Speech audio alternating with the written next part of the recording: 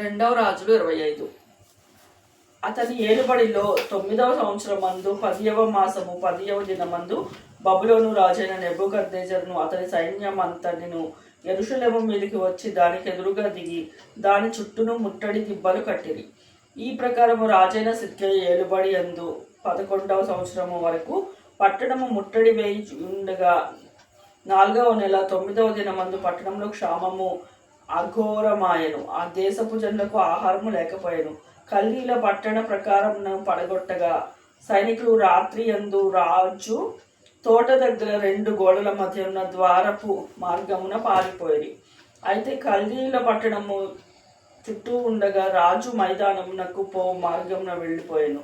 కల్దీల సైన్యము రాజును తరిమి అతని సైన్యము అతనికి దూరముగా చెదరిపోయినందున ఎరికో మైదానమందు అతనిని పట్టుకొనిరి. వారు రాజును పట్టుకొని రిబ్లా పట్టణమందున్న బబులోను రాజు వద్దకు తీసుకొని పోయినప్పుడు రాజు అతనికి శిక్ష విధించెను.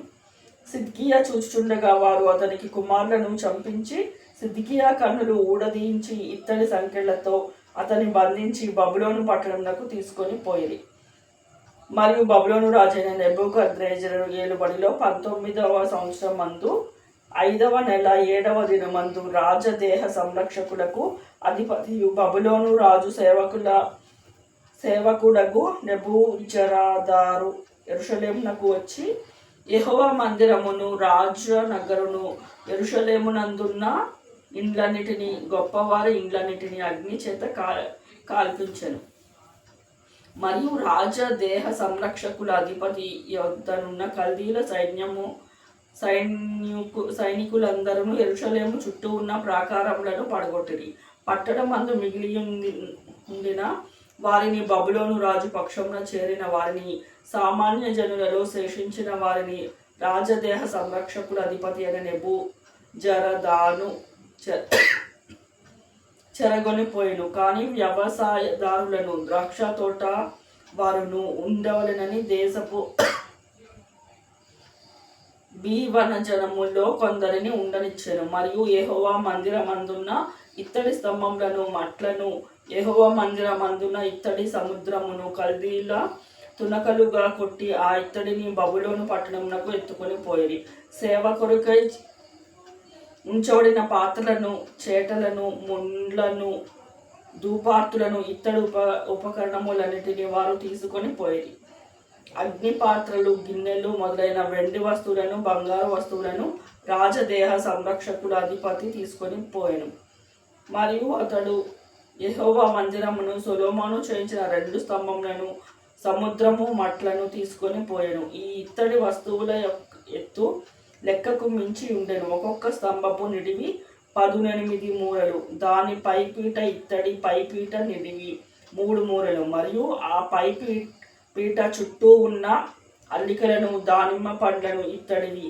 2 స్తంభమును నీటి వలె అల్లిక పని కలిగి ఉండెను. దేహ సంరక్షకుల అధిపతి ప్రధాన యాజకుడైన సెరాయాను, 2వ యాజకుడైన జెఫన్యాను, 3 ద్వారపాలకులను పట్టుకొనెను. మరియు ఆయుధస్తుల మీద నియమించబడి ఉన్న అధిపతిని పట్టణంలో నుండి తీసుకొని రాజ సముఖమునకు కనిపెట్టుకొని ఉండి వారిలో పట్టణమందు దొరికిన 5గురిని, దేశపు జనులను సంఖ్య చేయువారి అధిపతి యొక్క లేఖకుని, సామాన్య జనులలో పట్టణమందు దొరికిన 60 మందిని పట్టుకొనెను.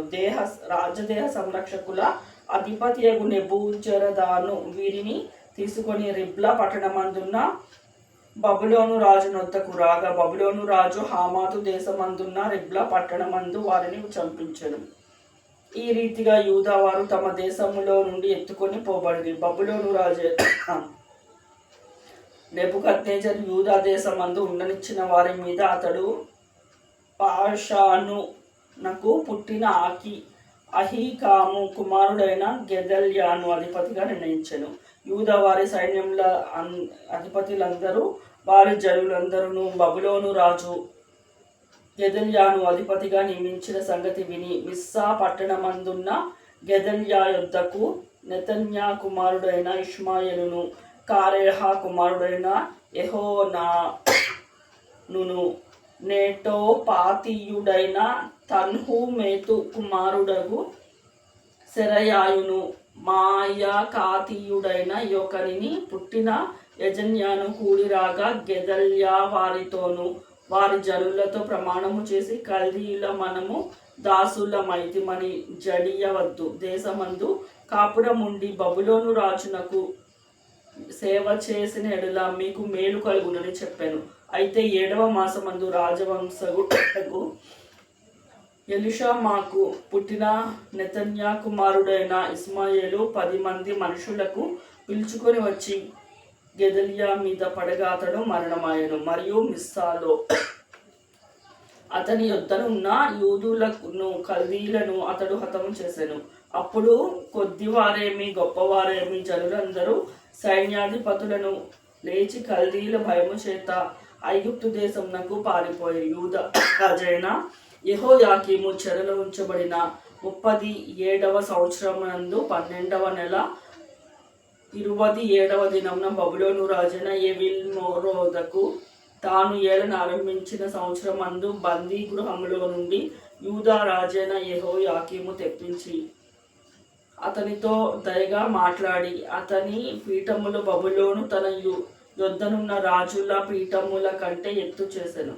కాగా అతడు తన బందీ గృహము వస్త్రములను తీసివేసి వేరు వస్త్రములను ధరించుకొని తాను బతికిన దినములన్నీయును రాజు సన్నిధిలో భోజనము చేయించు వచ్చెను. మరియు అతని భత్యము ఏనాటికి ఆనాడు రాజు చేత నిర్ణయించబడినదే, అతడు బతికిన నాళ్ళు ఆ చొప్పున అతని తీయబడెను.